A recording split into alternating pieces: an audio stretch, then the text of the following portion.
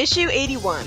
We start out with a bunch of valuable comic space being wasted on Amy recapping her transformation, and then we see the freedom fighters walking around the hidden city of the Ancients, which is an underground city with an artificial environment. I love how much of a fresh take this is on Station Square, because it needs to be as original as possible to keep my interest when it's the same basic plot that I've seen already in the game. Frustratingly, the authorities immediately tell the freedom fighters to put their hands in the air, distrusting them because they're not humans. Fortunately, one of the policemen recognized Nate as his old pal, since Nate had visited this place during his globetrotting days, and tells the officers to be at ease. It's a really good thing that they brought Nate along. I was really annoyed at the cop calling the freedom fighters pets, when they're clearly standing upright and are clearly people in every sense of the word. The police officer is surprised that Sally can speak. Really, they're standing upright, emoting like people, and you're surprised that they can talk? I giggled a little, her replying to that was ever since I was 8 months old. Like she got derailed so easily. After Sally says she's come to warn him of a potential threat to the city, the police officer says that the mayor will have to be notified of this, but since it's still late and they've traveled so far, he'd prefer for them to spend the evening resting up. He's showing consideration for them. That's good. Okay, so the hotel is called Station Square Hotel, but the city isn't called Station Square? Well, whatever. So Sonic orders some chili dogs to the hotel and says happily that he could really get used to this place. The next morning, the mayor tells them that he thinks Robotnik isn't even coming, severely underestimating him out of naivety, and advises them to all relax and take a tour of the city. This is so nice of him. He explains that their city, Station Square, so I guess they changed the name from Hidden City of the Ancients. Their city is built on bedrock with a man-made body of water surrounding it within a mountain. Their ancestors made a sky canopy that imitates night and day, the seasons, and the weather. They must have had a lot of Chaos Emeralds on their hands then. I hate how after they say they want to continue with the tour, the mayor looks so menacing afterwards. Well, never mind then. He is a politician after all.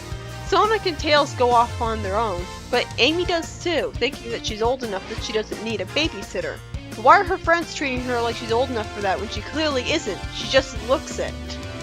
Of course, Amy gets excited by a shopping mall, and as I wonder if she has any money that they'd accept, we cut to Tails in the biplane, who just remembered that the sky is fake, meaning that if he goes too far, he'll hit the inside of the mountain. I was expecting him to actually do that because, you know, he crashed the plane and landed on Emerald Coast in SA1, but he didn't. We see some humans watching him from below, looking really impressed and smiling, rather than reacting with confusion to him being a box. I guess it might really be true, the humans in the city don't hate Mobians. Well, they don't have centuries of war with them. Then Sonic goes to find some adventure, but ends up serenading a bunch of human girls with his guitar, which is pretty weird since they're, you know, humans? You'd think none of them would be having this reaction. And where'd he find that guitar anyways? Meanwhile, the mayor says to Sally that he doesn't recognize the term overlanders and his people are simply humans. And Sally asks him why their civilization hasn't yet made contact with the rest of the world. The mayor explains the obvious, that the city's become self-sufficient after so long with no reason to establish outside relations, but he's nice enough to shake her hand anyways, saying that he had no reason to establish outside relations until now. It's kind of heartwarming. Then the next story, we see Eggman giving pieces of the Master Emerald to Chaos Zero. Wait, I thought Knuckles was going to be able to stop him from doing that, going emerald hunting and stuff? Well, him upgrading from Master Emerald pieces instead is certainly interesting. Eggman, frustrated at not getting perfect chaos right away, learns that a mineral sample doesn't match readings of other fragments in the system's database, and he thinks that it was a piece of the cavern itself mixed in with the emerald pieces. After Eggman assigns the East Area's robot to look for a frog, Knuckles goes to look in some excavated ruins, which remind him of the ones from Angel Island, making him wonder if echidnas used to live here. Knuckles then conveniently finds some emerald pieces, senses that he's being watched, and then we cut to the Chaotix and Julie Sue being abducted in a ship by the Cat Country people. That is a good point. Unless they don't speak their language, they should have explained to the Chaotix why they're so hostile to them. For some reason, Julie's surprised that one of the cat people can speak, and Mighty tells him off, calling him hired help for some reason, which really feels like an out-of-character moment for him, even if he is in a stressful situation. And then the Queen of the Cat People suspects the Chaotix of being invaders for some reason, and decides to make an example out of them. I don't like these guys. Then we see Amy's first cutscene in SA1, only the bird has to avoid a laser from Zero instead.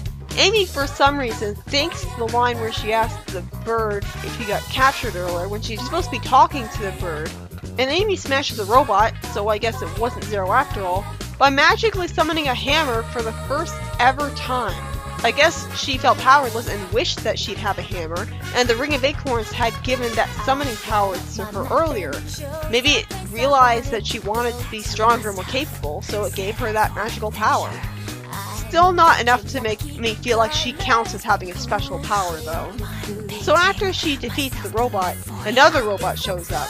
But rather than letting her have a badass moment, she gets kidnapped immediately by two robots at once, and without ever seeing Sonic and going to Twinkle Park. The first story was written by Carl Bowlers and had the freedom fighters surprisingly being pleasantly welcomed into the human city, without much if any discrimination for not being humans themselves. Aside from the mayor looking irritated at Sonic, Tails, and Amy, there was some harmless downtime as they got to enjoy the city, although Sonic serenading a bunch of human groupies was pretty weird. The second story, by Ken Penders, had Eggman succeed in giving Chaos Zero to Master Emerald shards right away, rather than Knuckles getting a chance to stop him, and Knuckles simply wondering if the ruins that I think Chaos Zero was found in belonged to the Echidnas. Certainly a more interesting turn of events. And then the Chaotix and Julie Stewart are captured by a hostile race of Catmobians, and I hope that they get the punishment that's coming to them for it. And the final story, by Carl Bowlers, was a pretty creative take on Amy's first cutscene in SA1, where Birdie almost gets hit by a laser, Amy summons her hammer and attacks the robot for the first time, and then gets captured by two robots at once immediately afterwards, not even getting to visit Twinkle Park. At least it was two, so they're implying that she's too tough to be kidnapped by just one.